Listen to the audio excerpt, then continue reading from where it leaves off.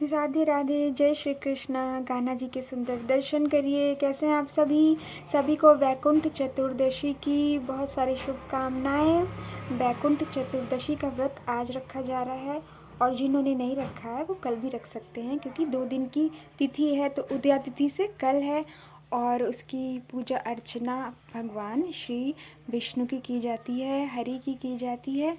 प्रभु देव उठनी एकादशी में जब आते हैं, जागरण होता है उनका चतुर्मास के बाद, तो वो अपने घर, उनका जो वैकुंठ है वो वापस लौट जाते हैं और शुभ कार्य प्रारंभ होते हैं। तो आज के दिन प्रभु अपने ही घर वैकुंठ में वास करने लगते हैं और भगवान श्री हरि से उनका मिलन होता है, क्योंकि चतुर्मास में आपने भगवान शिव की पूजा अर्चना की। भगवान शिव भक्ति वैराग्य के प्रतीक हैं। जो भी आप भक्ति करते हैं बिना किसी कामना के, प्रभु सदैव आपके साथ रहते हैं, क्योंकि आपने ये भक्ति की तो प्रभु आपको उसके बदले सुख देते हैं। सुख का अर्थ है स्वर्ग। तो आज स्वर्ग के द्वार खुल जाते हैं। जो भी वैकुंठ चतुर्दशी की पूजा अर्चना करता है उसको सुख की प्राप्ति होती है, क्योंकि संसार में रहने के लिए शुभ कर्म करना है। और शुभ कर्म कैसे होते हैं? जब आप त्याग, तपस्या, व्रत, पूजा अर्चना करके पुण्य का अर्जन करते हैं। आज के दिन हरि हर मिलन है, जो भगवान शिव और श्री हरि दोनों एक दूसरे से अत्यंत प्रेम करते हैं। प्रभु अपनी जो कार्यभार है वो श्री विष्णु भगवान को सौंपते हैं, जिससे कि इस सृष्टि का कार्यभार आगे बढ़े।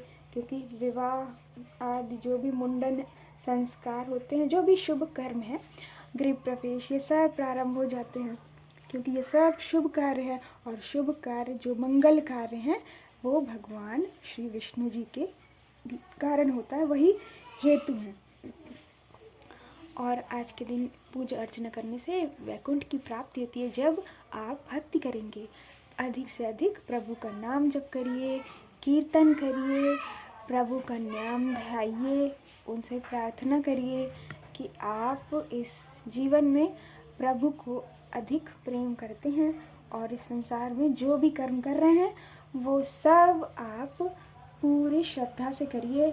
उसमें छल कपट ना हो, किसी को हानि ना हो, किसी को कष्ट ना हो, क्योंकि आपका जो कर्म है वो सब आपको फलस्वरूप प्राप्त होता है। तो जब तक आप ये शुभ कर्म कर रहे हैं तो उससे आपको सुख की प्राप्ति होगी, और अशुभ कर्म आते ही दुख की प्राप्ति होने लग जाती है। इसलिए श्रद्धा से पूजा अर्चना, व्रत, उपवास किया जाता है, जिससे स्वर्ग की प्राप्ति हो।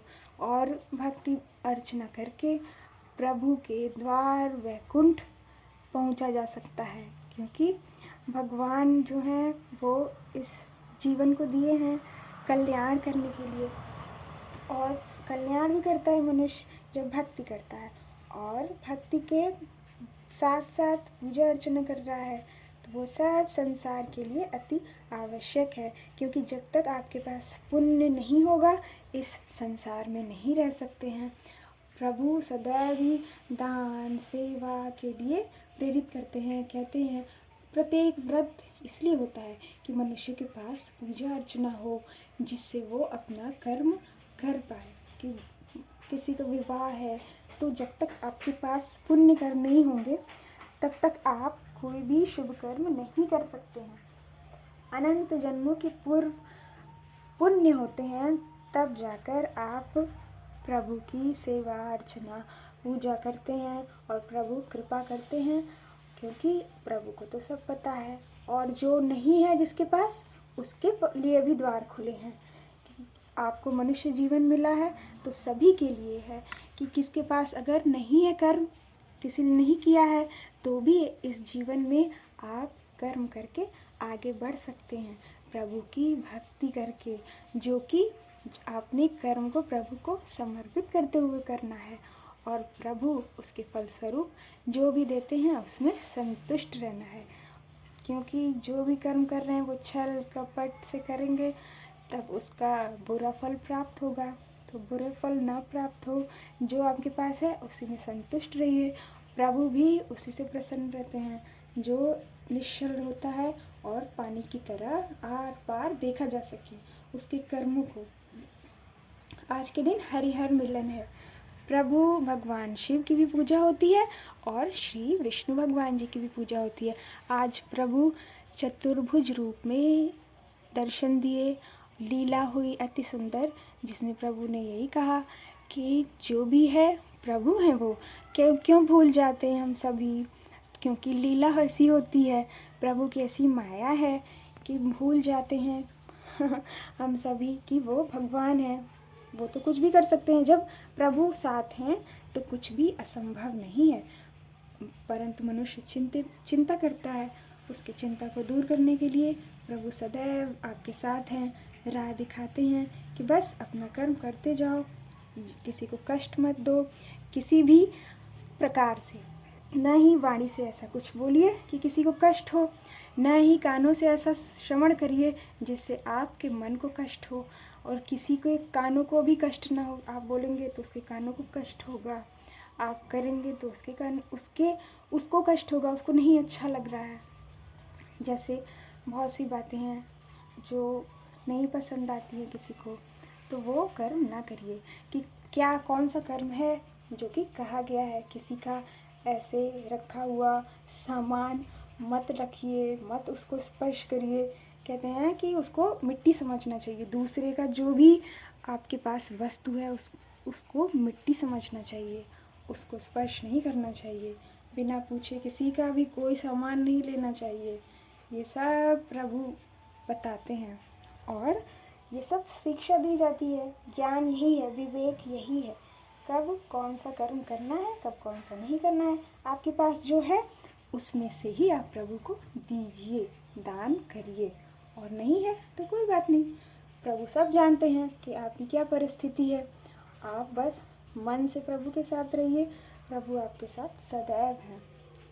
आज के दिन भगवान शिव को तुलसी जी अर्पित की जाती हैं, और मेरे प्यारे कान्हा जी यानी कि चतुर्भुज विष्णु रूप प्रभु को बिल्व पत्र।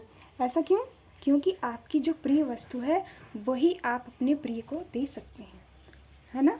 इसलिए भगवान से आपको प्रेम है, उनसे प्रेम कर रहे हैं, तो आपके पास जो भी प्रिय वस्तु है वो आप प्रभु को समर्पित कर दीजिए। क्योंकि जो भी प्रिय वस्तु है उसके कारण आपके भीतर काम उत्पन्न होता है, उसके बाद क्रोध आता है, फिर लोभ आता है। तो प्रभु को समर्पित कर देंगे तो ये सब आप मुक्ति पा लेंगे इससे, क्योंकि आप जो भी कर्म कर रहे हैं वो सब फलस्वरूप आपको प्राप्त होगा। तो प्रभु को आज के दिन सुदर्शन चक्र दिया जाता है, क्योंकि प्रभु का जो अब कार्यभार है उसके कारण सुदर्शन जो है वो भगवान शिव की ही कुंडलिनी है, जो हम सभी के पास है, परंतु वो जागृत नहीं है। जैसे दीपक की लौ जलती है, ठीक उसी प्रकार हमारे भीतर भी ये सूर्य के रूप में प्रकाश है, दीपक की तरह वो शास्त्रों का ज्ञान आता है।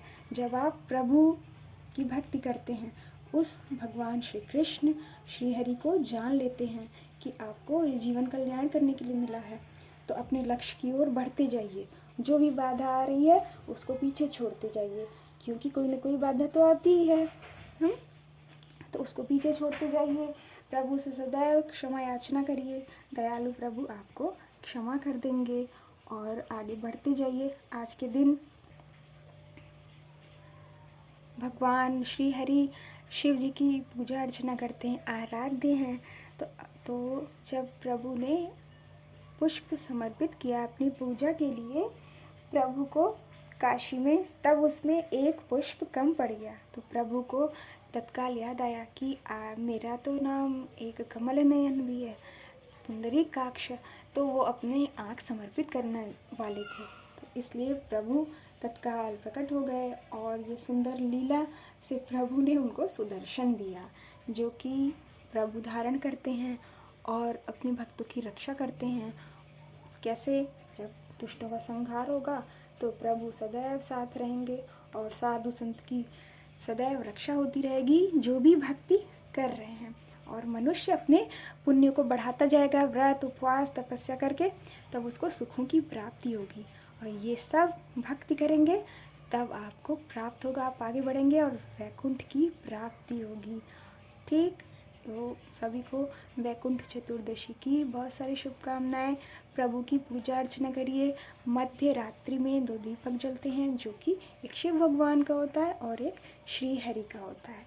बस क्योंकि दोनों एक दूसरे से इतने समय तक दूर थे और आज के दिन ही दोनों मिलते हैं, क्योंकि शुभ कार्य प्रारंभ होंगे। मांगलिक कार्य भगवान विष्णु के हाथ होता है और भक्ति, तपस्या, पूजा अर्चना, ये वैराग्य, ये सब शिव जी के हाथ में होता है। जब तक वैराग्य नहीं आएगा तब तक आप भक्ति नहीं कर सकते हैं, संसार की ही कामना होगी, इसलिए ऐसा कहा गया है। और सांसारिक कर्मों को करना है तो शुभता के लिए पुण्य होना चाहिए, तो पुण्य आपने इतने समय तक लिया, अब मांगलिक कार्य प्रारंभ होंगे। तो वैकुंठ चतुर्दशी मनाइए, प्रसन्न रहिए, आनंद में रहिए और भजन करते रहिए, नाम जप करते रहिए, स्मरण करते रहिए। जो बुरा हो गया, अच्छा नहीं है, उसको भूलते जाइए, पीछे छोड़ते जाइए। प्रभु सदैव आपके साथ है। ये देखिए शालिग्राम शिवलिंग है, तो इनको तुलसी दल पहले से रखा हुआ था तो मिल गया, तो इनको चढ़ा दिया। और जो बिल्व पत्र है उसके टुकड़े कर दिए जाते हैं, सूख जाता है जब, तब भी आप चढ़ा सकते हैं, तो भी वो बिल्व पत्र के ही समान है। कहीं भी आप उसको स्टोर कर लीजिए, रख लीजिए, उसके बाद चढ़ा दीजिए। ठीक, तो बहुत सारा प्रेम सभी को। जय श्री कृष्णा, राधे राधे।